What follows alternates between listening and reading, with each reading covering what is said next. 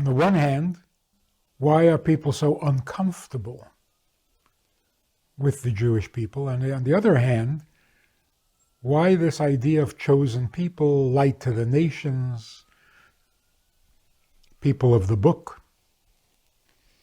Let's see if we can sort that out a little bit. A light to the nations means simply bringing the message to the world. Light means enlightening, to tell what the truth is, to point a finger in the right direction, say, come this way, go that way. In other words, the voice of God to the world. Does that sound a little strange? Why would there be one people out of so many that would be the voice of God? Why not everybody? Why weren't all the nations present at the event at Mount Sinai? Or at least representatives of all the nations, to make it a little more doable. Why a chosen people? Well, we see in the world that wisdom has always come from one person, from one group of people.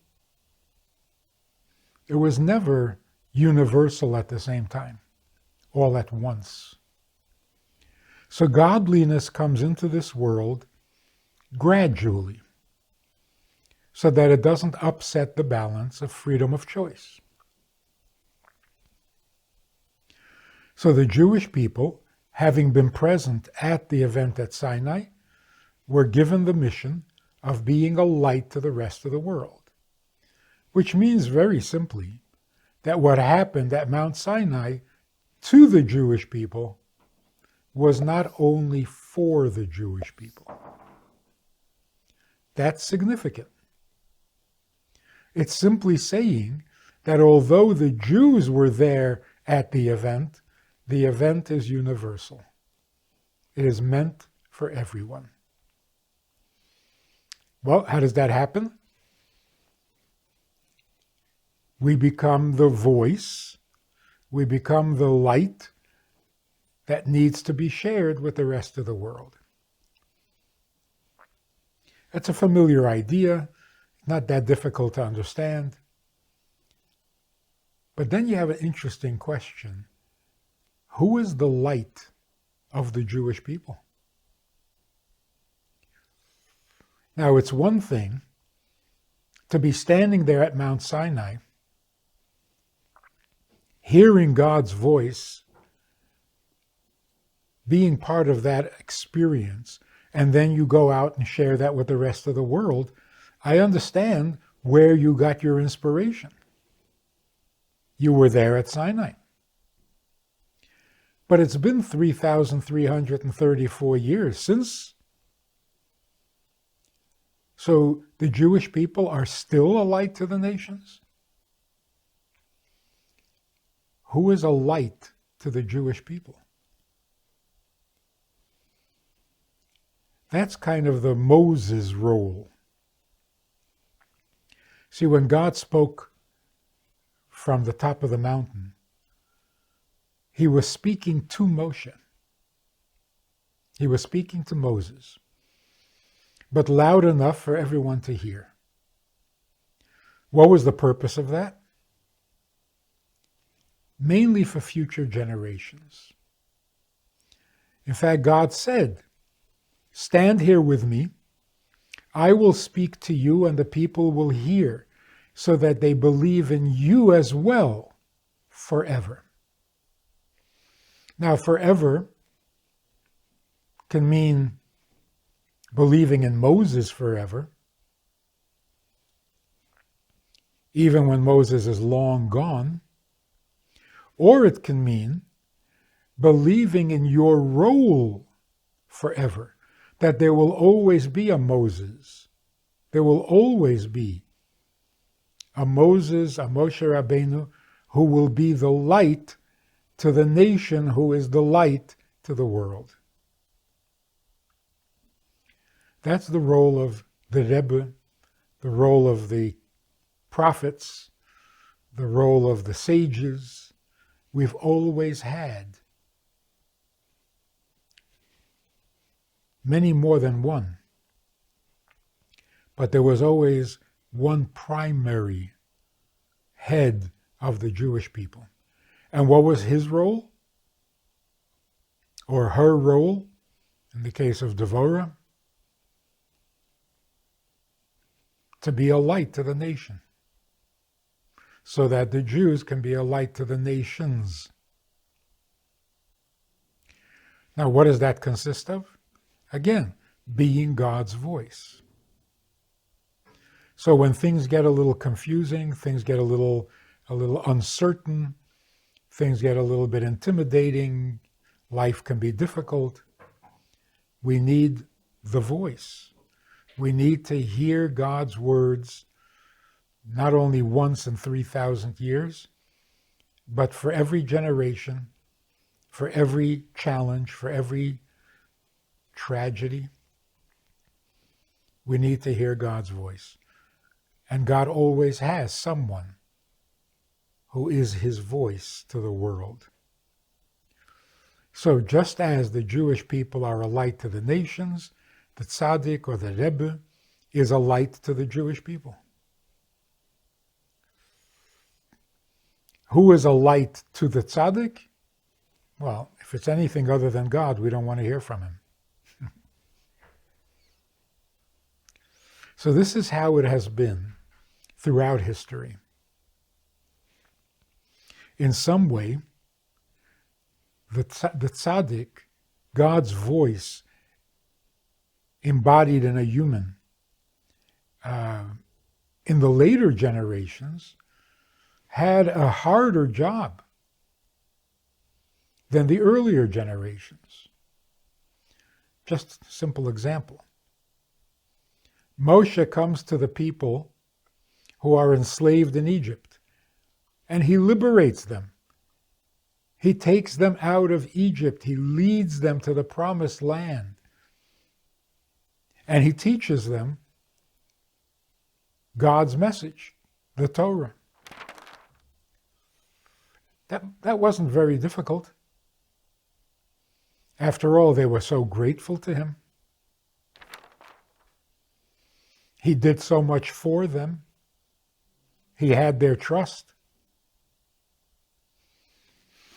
Besides the fact that God spoke to him at Mount Sinai, and we all heard God speaking to him. So how can you not trust him? How can you not be inspired by him? But now compare that to the generation after the Holocaust. Grateful for what? Inspired by what? By our survival? Maybe today we can celebrate our survival, but then, in the 50s, and yet the Rebbe's job was to be God's voice and to somehow inspire a whole new generation with a completely different experience. So as we get further away from Mount Sinai, the leadership, the quality of the leaders has to be in some way even greater. Not in prophecy, because there can be no greater prophet than Moses, than Moshe Rabbeinu. But some quality, some power, some voice of authority that can cut through even the despair, the darkness of a post-Holocaust generation. So what is it that the Rebbe told us about how we serve God properly? His primary message was You know what the commandments are. You know what's kosher and what's not. You know what is permissible and what is not. But what is the challenge of our generation? The challenge is to share it with the world. Because it's been a long time since we were able to share it with the world on a big scale. The last time was actually under King Solomon, when the whole world came to learn his wisdom. And his wisdom was that of the Torah. It's been a while.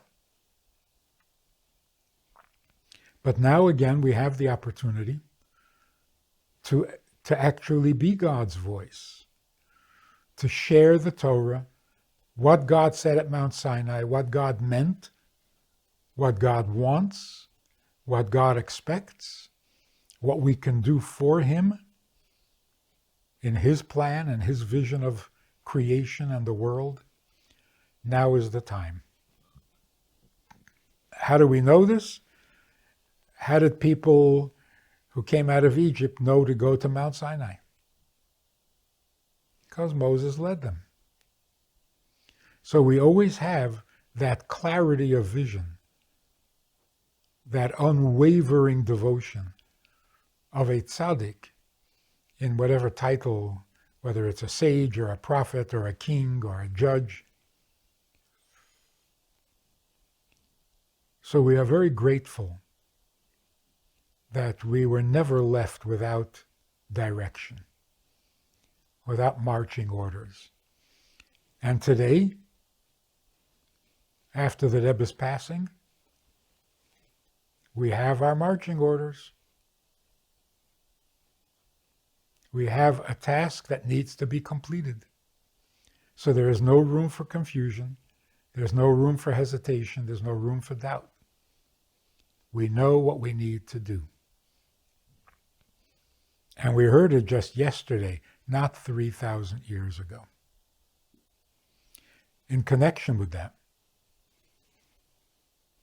the sages made it very clear in the Talmud that anyone who thinks that King David committed a sin, God forbid, is merely mistaken.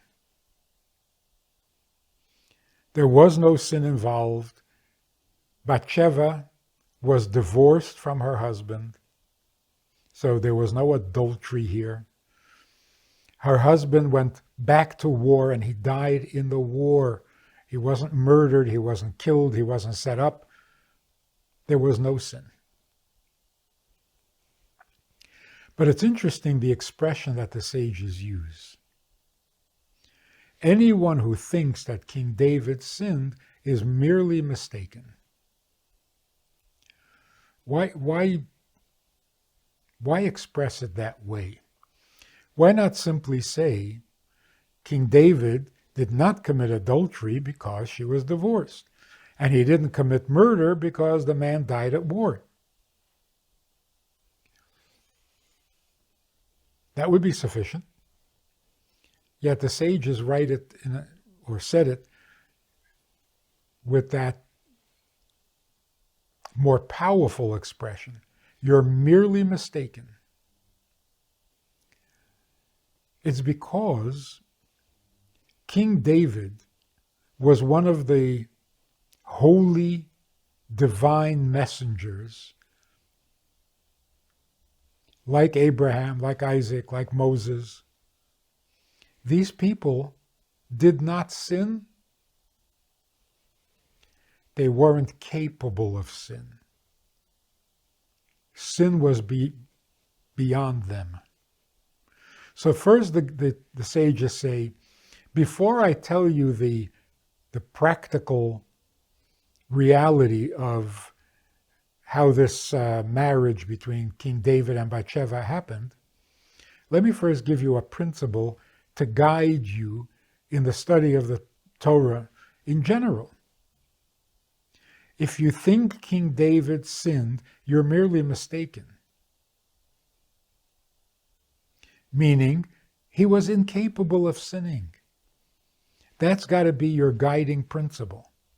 We're talking about people who are so divine, so closely in touch with God, that they were incapable of sinning. If you think King David sinned, you're already mistaken. Now, to tell you why it looks like King David sinned, but in fact he didn't, is because you think she was married, but no, she was divorced. And you think he set him up to die, no, he died in war. The husband, the ex-husband. This is a very important principle in Torah. For the Torah scholar, for the beginner studying the Torah.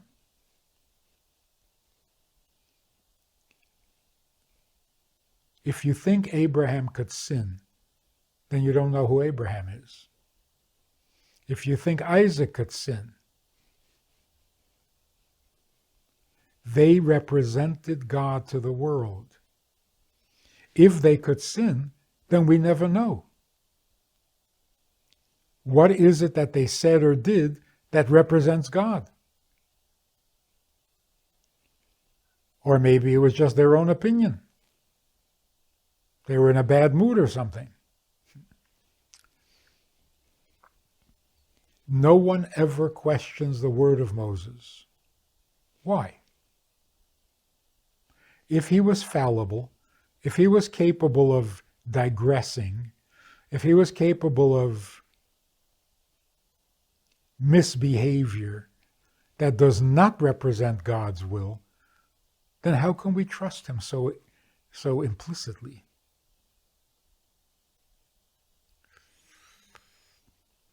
It's because he was incapable of sinning. We're not talking about good guys. We're talking about spiritual giants. Now, how godly can a human being be? There's no limit.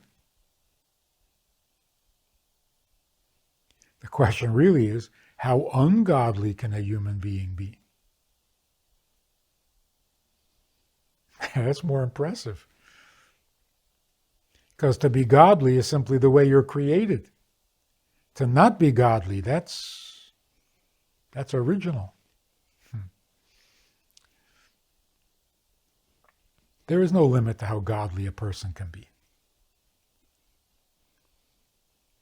without claiming to be God, of course. So, we have the blessing, the kindness, in that God always provides this kind of leadership that we can trust completely. We know that when a holy person, a holy sage or prophet or king or judge or Rebbe, we know that there is nothing that we need to be suspicious of or worried about or uncertain about. That is such a great blessing. How much did that contribute to the survival of Judaism over history, impossible history? Probably a lot. Without that, the doubts would have built up, the uncertainty would have built up, and we would have been very weak in our commitment. The reason the commitment is still strong is because there was no room for doubts. We knew exactly what God wanted from us, and as a result, Judaism is alive and well. 3,334 years later, without God having to repeat himself at all. So, the Jewish people are a light to the nations. Does that sound a little elitist? Not with our history.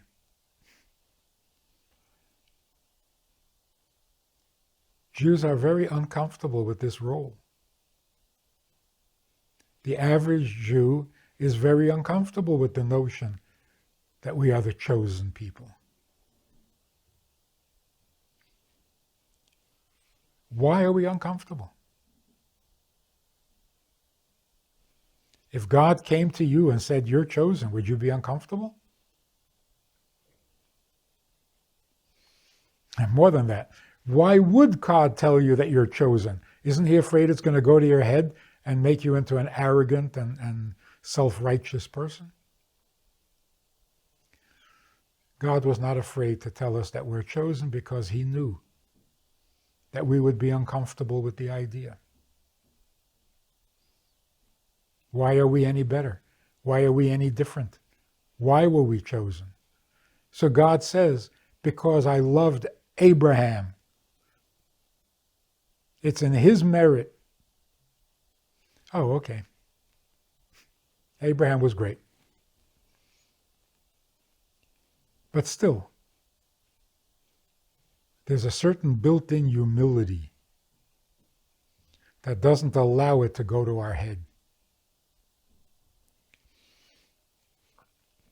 But how real is it? How true is it? Well, let's take a look. For every religion in the world, there is a Jewish figure who is central to their faith. The Quran quotes Moses, the first prophet of God, who may not be contradicted. Christianity is based on the teachings of a Jew.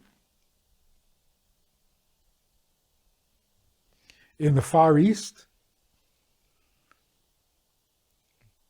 the interest in studying the Talmud today is incredible. They want to know what the sages taught. So it's not an abstract concept.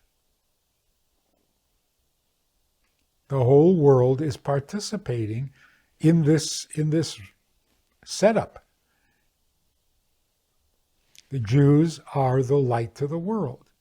Not just one or two Jews, the entire nation as a whole, as a people.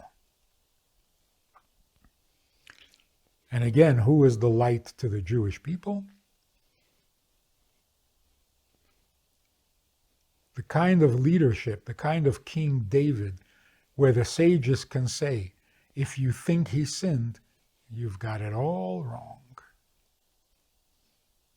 Godly people are not capable of sin. Now we who are capable of sin need to increase in godliness. We need to get to know God better. We need to devote ourselves a little more to what he likes or dislikes. We need to be more in service of him.